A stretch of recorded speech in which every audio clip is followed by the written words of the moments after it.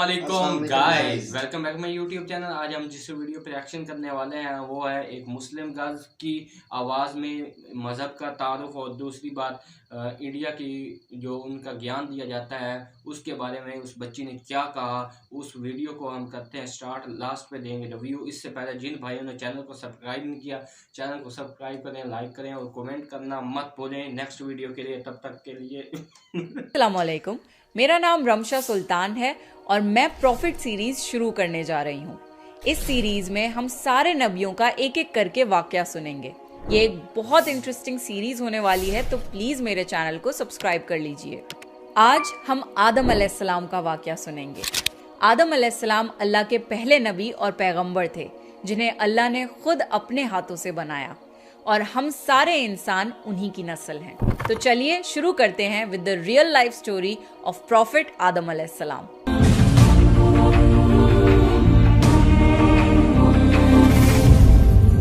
सूरह बकरा में अल्लाह ने आदम अलैहिस्सलाम का जिक्र किया है। जब अल्लाह ने इंसान की मखलूक को पैदा करने का इरादा किया तो अल्लाह ने फरिश्तों से फरमाया, मैं जमीन में अपना एक खलीफा बनाने वाला हूँ। फरिश्तों को लगा कि शायद उनकी इबादत में कोई कमी रह गई है, इसलिए अल्लाह ने नई मखलूक बनाने का इरादा किया है। फरिश्तों ने जिन्नों जैसी दूसरी मखलूक भी देखी थी जो ज्यादा अकल नहीं रखते थे और खून रेजी करते थे। फरिश्तों ने अल्लाह से कहा, ए अल्लाह, हम तेरी तस्बीह, हम्द और पाकी बयान करते हैं। क्या तू ऐसी मखलूक पैदा करेगा जो जमीन में फसाद करेगी और खून खराबा करेगी? इसके जवाब में अल्लाह ने फरमाया, जो मैं जानता हूँ वो तुम नहीं जानते। फरिश्तों ने आपस में कहा कि अल्लाह ताला जो भी मखलूक पैदा करेगा वो हमसे ज्यादा इल्म नहीं रख सकती। फिर अल्लाह ने आदम अलैहिस्सलाम को इल्म से नवाजा और उन्हें कुछ चीजों के नाम सिखा दिए। फिर अल्लाह ने आदम अलैहिस्सलाम को फरिश्तों के सामने पेश किया और फरिश्तों से फरमाया कि तुम बताओ इन चीजों के नाम अगर तुम सच्चे हो। फरिश्तों ने कहा कि हम उतना ही इल्म जानते हैं जितना तूने हमें सिखाया है, उसके सिवा हमें कुछ नहीं मालूम। फिर अल्लाह ताला ने फरमाया, ए आदम, तुम बता दो इनको इन चीजों के नाम। फिर जब आदम ने उन चीजों के नाम बता दिए तो अल्लाह ने फरिश्तों से फरमाया कि मैं ना कहता था कि मैं आसमानों और जमीन की पोशीदा चीजों को जानता हूँ। फिर अल्लाह ने फरिश्तों से फरमाया कि तुम आदम को सजदा करो, तो वो सब सजदे में गिर पड़े मगर शैतान ने सजदा नहीं किया। अल्लाह ने फरमाया कि ए इब्लीस, तुझे क्या हुआ कि तू सजदा करने वालों के साथ शरीक ना हुआ? शैतान ने तकब्बुर में कहा कि मैं ऐसा नहीं हूँ कि इंसान को सजदा करूँ जिसे तूने खनखनाते हुए सड़े हुए गारे की मिट्टी से बनाया है। मैं उससे बेहतर हूँ। तूने मुझे आग से पैदा किया और उसे मिट्टी से पैदा किया है। अल्लाह ने शैतान से फरमाया, यहाँ से निकल जा, तू मरदूद है और तुझ पर कयामत के दिन तक लानत बरसेगी। शैतान ने कहा, मुझे कयामत तक मोहलत दे। अल्लाह ने फरमाया कि तुझको मोहलत है। शैतान ने अल्लाह से कहा कि तूने मुझे गुमराह किया है। मैं कसम खाता हूँ कि मैं इंसान की सीधी राह पर बैठूंगा, फिर मैं उन पर हमला करूंगा, उनके आगे से भी, पीछे से भी, दाएं से भी और बाएं से भी, और उनमें से अक्सर को तू शुक्रगुजार नहीं पाएगा। अल्लाह ने फरमाया, तू यहाँ से निकल जा जलीलो ख्वार। जो उनमें से तेरा कहना मानेगा तो मैं जरूर तुम सब से जहन्नुम को भर दूंगा। बेशक मेरे खास बंदों पर तेरा जरा काबू नहीं चलेगा। जन्नत की सारी नेमतों के बावजूद आदम अलैहिस्सलाम जन्नत में अकेला महसूस करते थे। फिर अल्लाह ने हव्वा अलैहिस्सलाम को बनाया ताकि आदम अलैहिस्सलाम उनसे सुकून पा सकें। अल्लाह ने फरमाया, ए आदम, तुम और तुम्हारी बीवी जन्नत में रहो, फिर जिस जगह से चाहो तुम दोनों खाओ, लेकिन उस दरख्त के पास मत जाना वरना तुम जालिमों में से हो जाओगे। फिर शैतान ने उन दोनों के दिल में वसवसा डाला और कहने लगा, तुम्हारे रब ने तुम दोनों को इस दरख्त से इसलिए मना किया था कि तुम कहीं फरिश्ते ना बन जाओ या कहीं हमेशा जिंदा रहने वालों में ना हो जाओ। और शैतान ने कस्में तक खा ली कि वो उनका खैर ख्वाह है। बस मरदूद ने धोखा देकर उनको दरख्त की तरफ खींच ही लिया। जब हजरत आदम और हव्वा अलैहिस्सलाम ने दरख्त के फल को खा लिया तो उनके सतर की चीजें खुल गईं और वो दरख्तों के पत्तों को तोड़ तोड़ कर अपने ऊपर चिपकाने लगे और सतर छुपाने लगे। फिर अल्लाह ने उनको पुकारा और फरमाया, क्या मैं तुम दोनों को इस दरख्त से मना न कर चुका था और ये न कह चुका था कि शैतान तुम्हारा खुला दुश्मन है? हजरत आदम और हव्वा अलैहिस्सलाम ने कहा कि ए हमारे रब, हमने अपने ऊपर जुल्म किया और अगर आप हमें ना बख्शेंगे और हम पे रहम ना फरमाएंगे तो फिर हम तो जरूर तबाह हो जाएंगे। अल्लाह ने फरमाया कि तुम सब जन्नत से नीचे उतर जाओ, अब से तुम एक दूसरे के दुश्मन हो और तुम्हारे लिए जमीन पर रहने की जगह है और एक मुद्दत तक नफा हासिल करना। अब तुमको वहीं जिंदगी गुजारनी है और वहीं मरना है और वहीं फिर से पैदा होना है। दुनिया में आने के बाद आदम अलैहिस्सलाम ने अल्लाह से 40 साल तक माफी मांगी। फिर अल्लाह ने आदम अलैहिस्सलाम पे रहम खा के उन्हें माफ कर दिया और फरमाया कि तुम और तुम्हारी औलाद दुनिया में रहो और ये बात याद रखो कि जब मेरी तरफ से कोई नबी हिदायत लेकर तुम्हारे पास आए तो तुम उसका कहना मानना, और जो लोग मेरे नबियों की बात को नहीं मानेंगे और हमारी आयतों को झुटलाएंगे वो दोज़ख में जाएंगे और हमेशा उसी में रहेंगे। फिर हजरत आदम और हव्वा अलैहिस्सलाम दुनिया में रहने लगे। उन्हीं से इंसानों की नस्ल शुरू हुई। आदम अलैहिस्सलाम तकरीबन 900 साल जिंदा रहकर वफात पा गए। कुरान के इस वाक़े से हमें ये हिदायत मिलती है कि जब शैतान ने गलती की तो उसने माफ़ी मांगने की बजाय तकब्बुर किया और अल्लाह को ही अपनी गुमराही का इल्ज़ाम दिया। पर जब आदम अलैहिस्सलाम से गलती हुई तो उन्होंने अपनी गलती मानी और फौरन तौबा करी और तब तक माफ़ी मांगते रहे जब तक अल्लाह को राज़ी न कर लिया।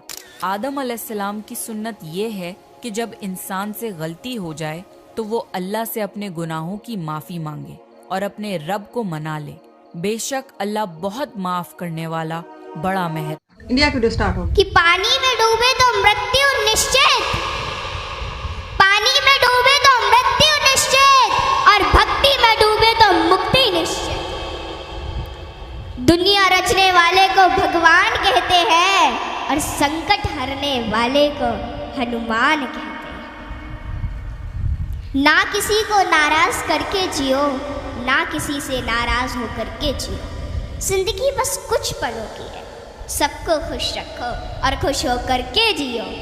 5 तत्व का पुतला प्राणी सूरत सबकी न्यारी, कलाकार है कैसा भगवन उससे दुनिया हारी।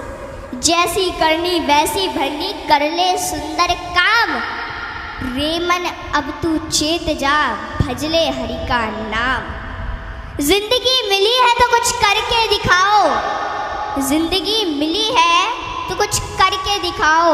वक्त अगर खराब है तो उसे बदल के दिखाओ। मित्र वही जो भीड़ में खोने ना दे और लक्ष्य वही जो रात में सोने ना दे। जिसकी गति और मति सत्य की होती है उसका रथ आज भी श्री कृष्ण चलाते हैं। जिन खेतों में बारिश नहीं होती वहाँ की फसलें खराब हो जाती हैं, और जिन घरों में धर्म संस्कार नहीं होते वहाँ की नस्लें खराब हो जाती हैं। हमारे जीवन में 7 सुख होते हैं, और वो 7 सुख कौन कौन से सुख होते हैं? पहला सुख निरोगी काया, दूजा सुख घर में माया, तीसरा सुख कुलवंती नारी, चौथा सुख पुत्र हो आज्ञाकारी, 5वां सुख स्वदेश में वासा, 6वां सुख राज हो पासा, 7वां सुख संतोषी जीवन। ऐसा हो तो धन्य हो जीवन। हाँ? आवत ही हर शय नहीं, नैनन नहीं स्नेह। आवत ही हर शय नहीं, नैनन नहीं स्नेह। तुलसी तहा न जाइए कंचन बरसे में। कि जिस स्थान या जिस घर में आपके जाने से लोग खुश ना होते हो और उन लोगों की आंखों में आपके प्रति प्रेम और ना ही स्नेह हो, तो वहाँ हमें कभी नहीं जाना चाहिए, चाहे वहाँ धन की वर्षा क्यों ना होती हो। हाँ? यदि किसी बच्चे को उपहार ना दिया जाए तो वह थोड़ी देर रोता है, पर संस्कार ना दिया जाए तो जीवन भर रोएगा। शिक्षा कहीं से भी प्राप्त की जा सकती है, लेकिन संस्कार हमेशा घर से ही मिलते हैं। कुदरत यानी भगवान ने हमें आनंद ही आनंद दिया है, दुख तो हमारी खोज है। तीर को आगे छोड़ने से पहले पीछे खींचना पड़ता है। ठीक उसी प्रकार अच्छे दिनों के लिए बुरे दिनों से लड़ना पड़ता है। गति के लिए चरण और प्रगति के लिए आचरण बहुत जरूरी है। रिश्ता गहरा हो ना हो, परंतु भरोसा गहरा होना चाहिए, क्योंकि गुरु श्रेष्ठ वही जिसकी प्रेरणा से किसी का चरित्र बदल जाए, और मित्र श्रेष्ठ वही जिसकी संगत से रंगत बदल जाए। भरोसा सब पर कीजिए, लेकिन संभल कर, क्योंकि कभी कभी खुद के दांत ही जीभ को काट लेते हैं। बात थी।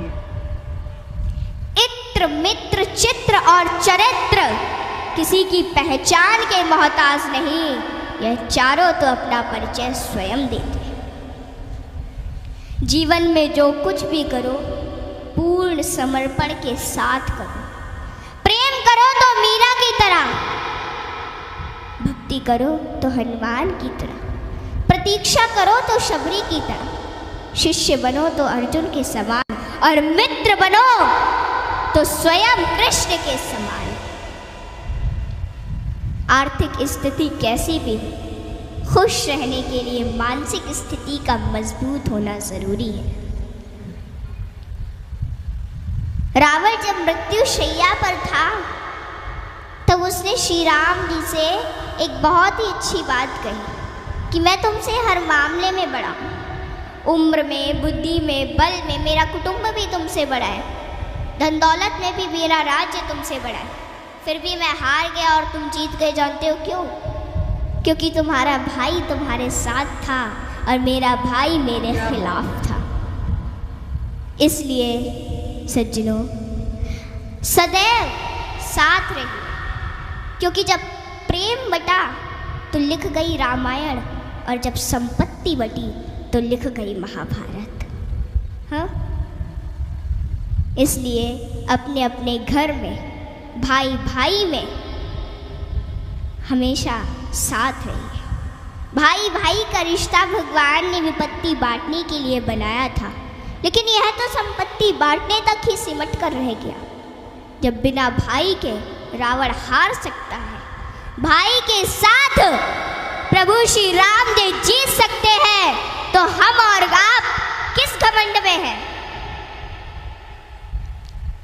दुनिया में अमीर रोता है, गरीब रोता है, परंतु जो हनुमान जी का जयकारा लगाता है वो चैन की नींद सोता है, वो चैन की नींद सोता है। सज्जनों, हनुमान जी एक ऐसे देवता है जिनको यह वरदान प्राप्त है कि जो हनुमान जी की शरण में आएगा उसका कलयुग कुछ नहीं बिगाड़ पाएगा। जिन भक्तों ने पूर्ण भाव व निष्ठा से हनुमान जी की भक्ति की है, उनके संकटों को हनुमान जी ने दूर किया, उनके कष्टों को हनुमान जी स्वयं हर लेते हैं। हनुमान जी के भक्तों को जीवन में कभी भी परिस्थितियों का सामना नहीं करना पड़ता है।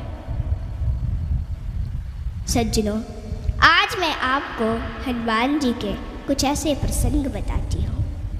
नंबर 1, रामचरितमानस में हनुमान जी को महावीर कहा गया है। वीर शब्द तो बहुतों के लिए प्रयोग में लाया गया, जैसे भीष्म, भीम, मेघनाद, रावण इत्यादि, परंतु महावीर शब्द मात्र हनुमान जी के लिए प्रयोग में लाया गया है। सज्जनों, रामचरितमानस के अनुसार वीर वो है जो 5 लक्षण से परिपूर्ण: विद्यावीर, धर्मवीर, दानवीर, कर्मवीर और बलवीर। परंतु महावीर वो है जिसने 5 लक्षण के वीर को अपने वश में कर रखा, और राम जी में ये 5 लक्षण थे, और हनुमान जी ने अपने वश में कर रखा था। कहते हैं ना कि भगत के वश में है भगवान, और हनुमान जी तो श्री राम जी की परम भक्त हैं। और रामचरितमानस की यह चौपाई इसे सिद्ध करती है कि सुमिर पवन सुत पावन नामू, अपने बस करी राखे राम। रामचरितमानस में हनुमान जी को महावीर बजरंगी भी कहा गया है।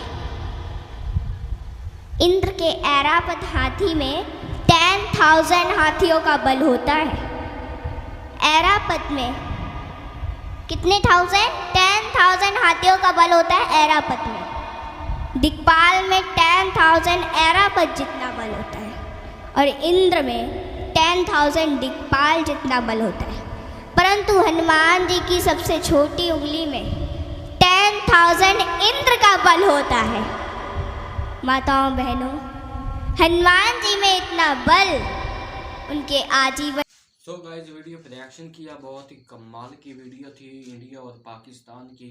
सबसे पहले पाकिस्तान की वीडियो चलाई गई और उसमें ये बताया गया कि हज़रत आदम अलैहिस्सलाम को अल्लाह ताला ने पैदा किस लिए किया और क्यों किया, इसकी वजह क्या थी। उसमें किस्से में ये बताया गया कि हज़रत आदम अलैहिस्सलाम ने अल्लाह ताला को सजदा किया और जो था शैतान, उसने आदम अलैहिस्सलाम को सजदा करने से मना कर दिया या उसने खुद नहीं किया था। इस वजह से वो शैतान करार दिया, जो कि इब्लीस था। और इब्लीस वो था जिसने दुनिया में कोने कोने में अल्लाह ताला की इबादत की, लेकिन इस बात को ना मानने पे उसको शैतान करार दिया गया। और दूसरी बात, ये इंडिया की जो बच्ची थी वाकई यार टैलेंटेड थी। और दूसरी बात ये भी है कि उनका ज्ञान को ऐसे एक्सप्लेनेशन कर रही थी। और दूसरी बात ये भी बताई गई इस बच्ची ने कि जो लक्ष्य है ना आपका, वो एक ही होना चाहिए और उस पर डट के मेहनत करनी चाहिए और अपनी मंजिल की तरफ भागना चाहिए। वाकई यार इस बच्ची की कमाल की बात है। और यार इस उम्र में बच्चे खेल रहे होते हैं और ये इतनी टैलेंटेड बातें कर रही है यार, मैं तो देख के हैरान रह गया। आपकी क्या राय, आपने कमेंट में बताना है भाई, आपको कैसी लगी। भाई मुझे भी वीडियो अच्छी लगी, ठीक है, सबक मिला, दोनों वीडियो से सबक मिला गया, ठीक है।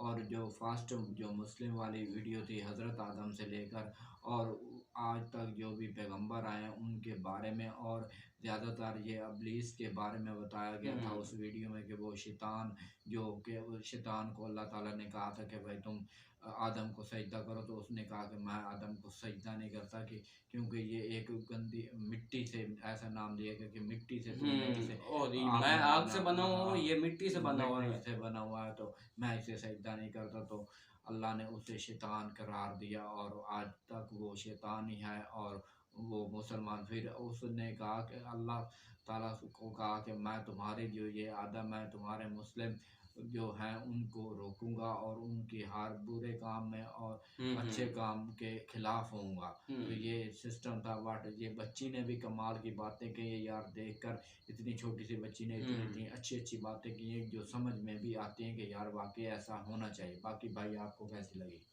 भाई दुनिया में ना इस वक्त बहुत से मज़ाहिब चल रहे हैं, उनमें से दो फेमस जो कह लें या जो भी कह लें, तो एक हिंदू है और दूसरा मुसलमान है। इनमें दोनों में ही ज़्यादातर कंपैरिजन किया जाता है, लेकिन सच्चा कौन है वो तो आप सभी जानते हैं कि कौन सच्चा है कौन झूठा है। तो भाई जिस माहौल में बच्चे की परवरिश की जाए ना, वो उसी तरह का बनता है।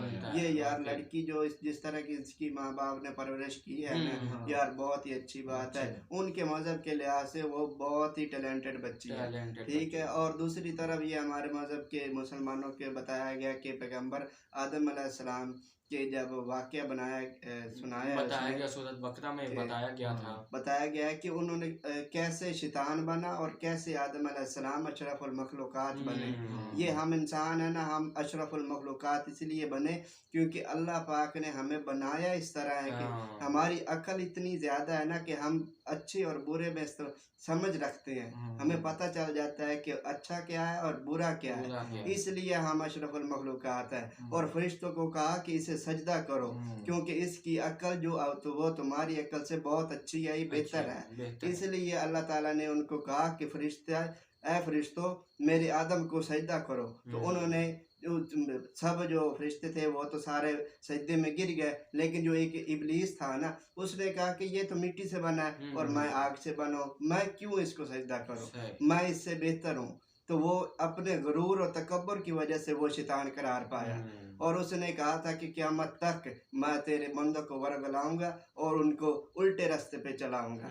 तो अल्लाह पाक ने भी यही कहा था कि जो मेरे बंदे होंगे ना वो सिर्फ मेरी तरफ आएंगे, तू जो मर्जी करता रहे, मैं तुझे खुली छूट देता हूँ। तो ये वाकया था भाई। तो भाई बहुत ही इंटरेस्टिंग वीडियो थी। मिलती है नेक्स्ट वीडियो में। आपने कमेंट में लाजमी बताना कि किस वीडियो पे रिएक्शन करें। लाइक, सब्सक्राइब और शेयर करना ना भूलें। मिलते हैं नेक्स्ट वीडियो में। तब तक के अल्लाह लिए हाफ़िज़। अल्लाह हाफिज़।